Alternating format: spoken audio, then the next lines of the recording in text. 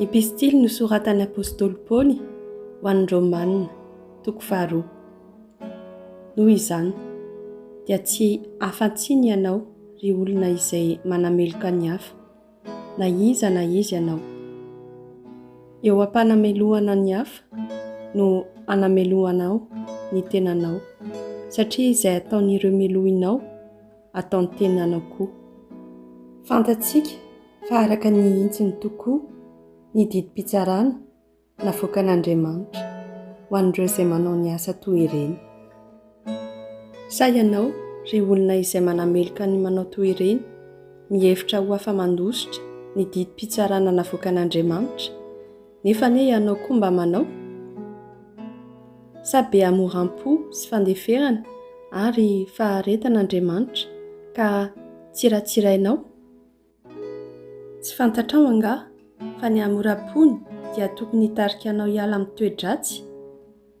Maditra ianao ary tsy mety mamerina ny fonao aminy, ka dia fahatezeran'Andriamanitra no avosanao ho an'ny tenanao.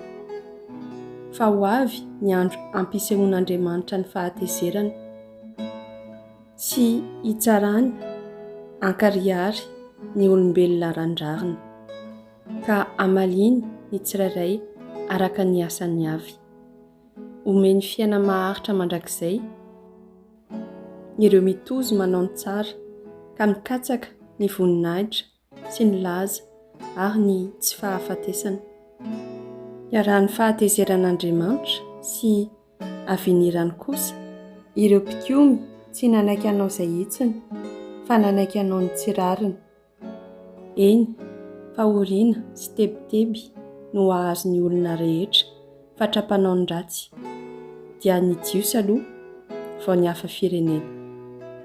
Voninahitra sy laza ary fiadanana kosa no anjaran'izay rehetra manao ny tsara, dia ny jiosy aloha vao ny hafa firenena.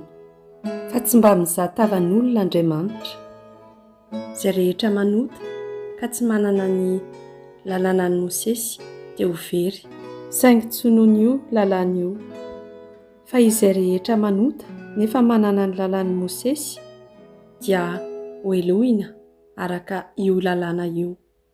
Tsy izay mihaino fotsiny lalàna no ho eken'Andriamanitra ho marina, fa izay manatanteraka ny lalàna no ho eken'Andriamanitra ho marina. Eny, tsy manana ny lalànan'i Mosesy ny hafa firenena, nefa raha misy amin'izy ireo manatanteraka fotsiny amin'izao ny voalazan'ny lalàna, dia izy ireo ihany no lalàna ho an'ny tenany, na dia tsy manana ny lalànan'i Mosesy aza. Asehon'izy ireo fa voasoratra ho am-pony tokoa ny asan'ny lalàna, ka vavolombelon'izany ny eritreriny izay indraindray miampanga azy, indraindray miaro azy.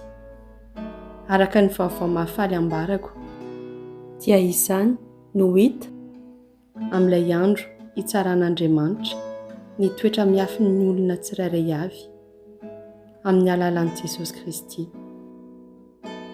Koa ahoana ary ny aminao izay mitonona ho jiosy? Mitoky amin'ny lalànan'i Mosesy ianao sady fatra-piriare noho ny amin'Andriamanitra.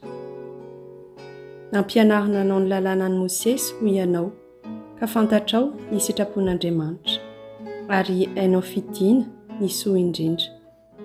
Ary dia mihefitena ho mpitarika ny jamba sy ho fanilina izay anaty aizina ianao.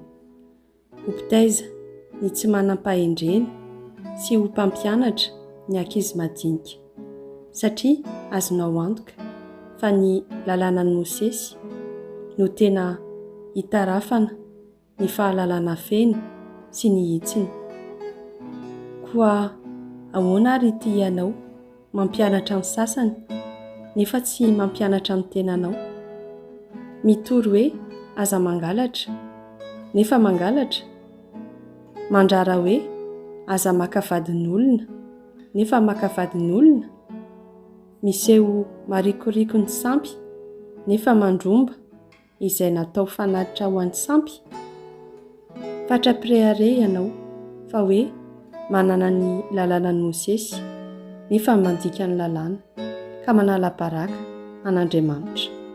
Izany tokoa no ilay voalazan'ny soratra masina hoe: noho ianareo Josiany no anevatevana ny anaran'Andriamanitra any amin'ny hafa firenena. Eny, mahasoa anao ny famorana raha manatanteraka ny lalàna ianao, fa raha mandika ny lalàna kosa ianao dia toy ny tsy voafora mihitsy. Raha ny tsy voafora no mitandrina ny fepetrany lalàna, mo tsy ho heverin'Andriamanitra ho voafora ve izy na dia tsy voafora aza? Koa ilay tsy voafora ara-nofo nefa manatanteraka ny lalàna no anameloka anao izay manana ny lalàna voasoratra sy ny famorana nefa mandika ny lalàna. Tsia, tsy izay miseho ety ivelany no tena mahadiosy, ary tsy izay voafora ara-nofo no tena voafora, fa ny ao anaty no tena mahadiosy, ary izay voafora ao am-po no tena voafora no ny asan'ny fanahy masina, fa tsy no ny asan'ny lalàna voasoratra. Ka tsy mba olona no mitera azy, fa Andriamanitra mihitsy.